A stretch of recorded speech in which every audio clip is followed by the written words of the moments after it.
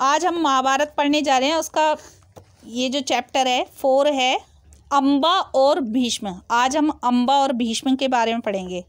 सत्यवती के पुत्र चित्रांगद बड़े ही वीर परंतु स्वेच्छाचारी थे, यानी खुद की इच्छा रखने वाले, यानी कि अपनी इच्छा से काम करने वाले। एक बार किसी गंधर्व के साथ युद्ध हुआ और उसमें वह मारे गए। उनके पुत्र न था, उनके कोई भी पुत्र न था, इसलिए उनके छोटे भाई विचित्रवीर्य को हस्तिनापुर की राजगद्दी पर बैठा दिया गया।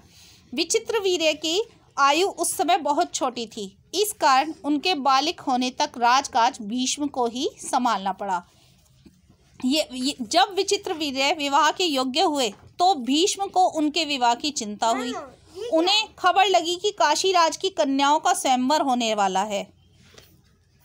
यह जानकर भीष्म बड़े खुश हुए और स्वयंवर में सम्मिलित होने के लिए काशी रवाना हो गए। देश विदेश के अनेक राजकुमार उस स्वयंवर में भाग लेने के लिए आए हुए थे। राजपुत्रियों को पाने के लिए आपस में बड़ी स्पर्धा थी। क्षत्रियों में भीष्म की प्रतिज्ञा की प्रतिष्ठा अद्वितीय थी। उनके महान त्याग और भीषण प्रतिज्ञा का हाल सब जानते थे, इसलिए जब वह स्वयंवर मंडप में प्रविष्ट हुए, यानी कि स्वयंवर मंडप के अंदर आए, तो राजकुमारों ने सोचा कि वह सिर्फ स्वयंवर को देखने के लिए आए हैं, क्योंकि सब जानते थे कि भीष्म पितामह ने भीष्म प्रतिज्ञा की है कि वो आजीवन विवाह नहीं करेंगे। तो सबने जब उन्हें देखा तो सब यही सोचने लगे कि वे सिर्फ स्वयंवर को देखने के लिए आए हैं। लेकिन वो स्वयंवर में सम्मिलित होने वालों में भीष्म ने अपना नाम लिखवा दिया, तो अन्य कुमारों को निराश होना पड़ा। उनको क्या पता था कि दृढ़वती भीष्म अपने लिए नहीं वरन बल्कि अपने भाई के लिए स्वयंवर में सम्मिलित हुए हैं। सभा में खलबली मच गई। चारों ओर से भीष्म पर फब्तियां कसी जाने लगी, माना कि भरतवंशी भीष्म बड़े बुद्धिमान और विद्वान हैं, स्वयंवर से इन्हें क्या मतलब, इनके प्रण का क्या हुआ। सबको ये लगने लगा कि इन्होंने तो भीष्म प्रतिज्ञा ली थी, तो फिर ये स्वयंवर में क्यों आए हैं, यानी कि इन्होंने अपनी प्रतिज्ञा तोड़ दी, इन्होंने अपना प्रण तोड़ दिया, इन्होंने तो जीवन भर ब्रह्मचारी रहने की कसम खाई थी, क्या वह झूठी थी। सबके मन में ये प्रश्न उठ रहे थे, सबके मन में उथल पुथल हो रही थी। इस भांति सभी राजकुमारों ने भीष्म की हंसी उड़ाई, यहाँ तक कि काशीराज की कन्याओं ने भी भीष्म की तरफ से दृष्टि फेर ली और उनकी अवहेलना सी करके आगे की ओर चल दी। भीष्म इस अवहेलना को सह न सके, उन्होंने सभी राजकुमारों को हराकर तीनों कन्याओं को बलपूर्वक रथ पर बैठा लिया और हस्तिनापुर को चल दिए। सौंभ देश का राजा शाल्व बड़ा वीर था। यहाँ पर शाल्व की बात हुई है, ये सौंभ देश का राजा था, जो कि उस समय वो भी स्वयंवर में आया हुआ था। काशीराज की सबसे बड़ी कन्या अम्बा उस पर अनुरक्त थी, यानी कि उसने मन ही मन उनको पसंद कर लिया था और उनको मन ही मन अपना पति मान चुकी थी। शाल्व ने भीष्म के रथ का पीछा किया और उनको रोकने का प्रयत्न किया। इस पर भीष्म और शाल्व के बीच घोर युद्ध छिड़ गया। भीष्म ने उन्हें हरा दिया, किंतु काशीराज की कन्याओं की प्रार्थना पर उन्हें जीवित छोड़ दिया। भीष्म काशीराज की कन्याओं को लेकर हस्तिनापुर पहुंच गए।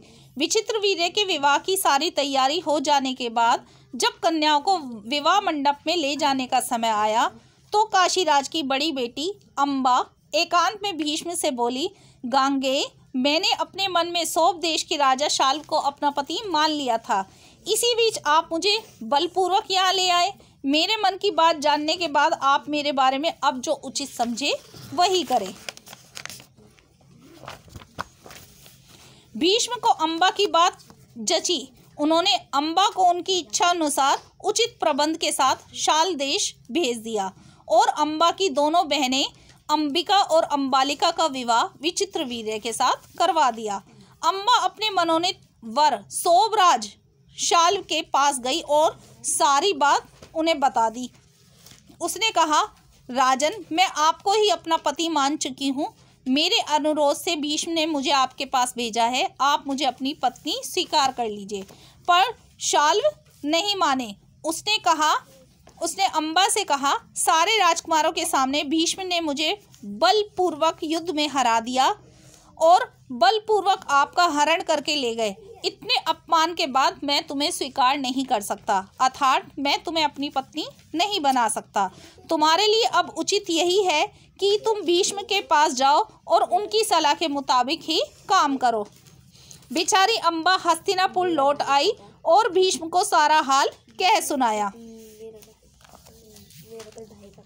उन्होंने विचित्रवीर्य से कहा, वस्तु राजा शाल्व अम्बा को स्वीकार नहीं करता। इससे विदित होता है कि उसकी इच्छा अम्बा को पत्नी बनाने की नहीं थी। अब उसके साथ तुम्हारा ब्याह करने में कोई आपत्ति नहीं रही है।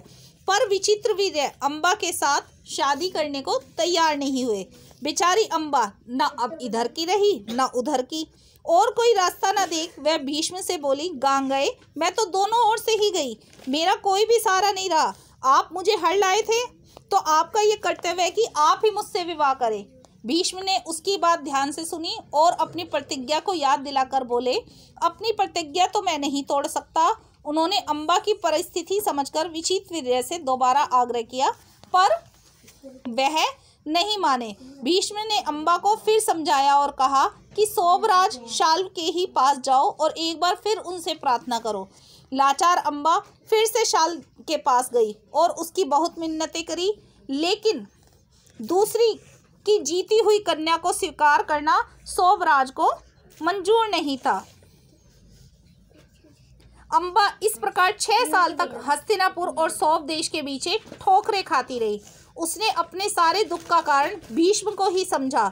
उन पर उसे बहुत क्रोध आया और प्रतिहिंसा की आग में उसके मन में आग जलने लगी। भीष्म से बदला लेने की इच्छा से वह कई राजाओं के पास गई और उनको अपना दुखड़ा भी सुनाया। भीष्म से युद्ध करके वध करने का उसने कई राजाओं से प्रार्थना भी की, पर राजा लोग तो भीष्म के नाम से ही डरते थे।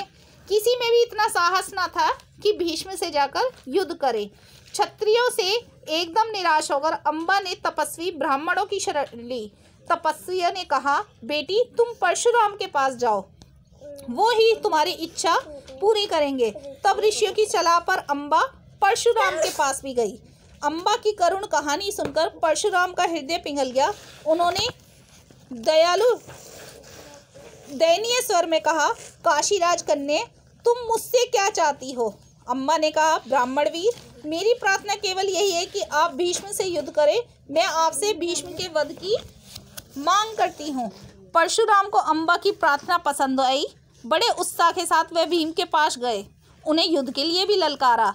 दोनों कुशल योद्धा थे और दोनों धनुर्विद्या के भी जानकार थे। दोनों ही ब्रह्मचारी भी थे। समान योद्धाओं की टक्कर थी। कई दिनों तक युद्ध होता रहा, फिर भी हार जीत का कोई निर्णय नहीं निकल पाया।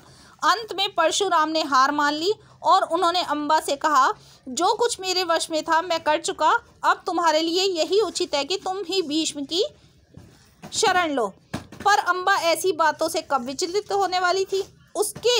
उसने वन में जाकर कठोर तपस्या करी। तपोबल से स्त्री रूप छोड़कर उसने पुरुष रूप धारण किया और उसने अपना नाम शिखंडी रख लिया।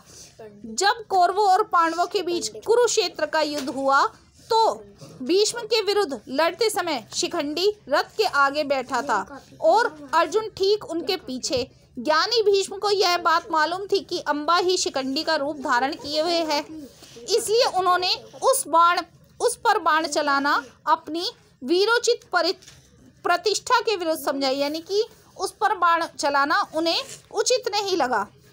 शिखंडी को आगे करके अर्जुन ने भीष्म पितामह पर हमला किया और अंत में उन पर विजय प्राप्त करी।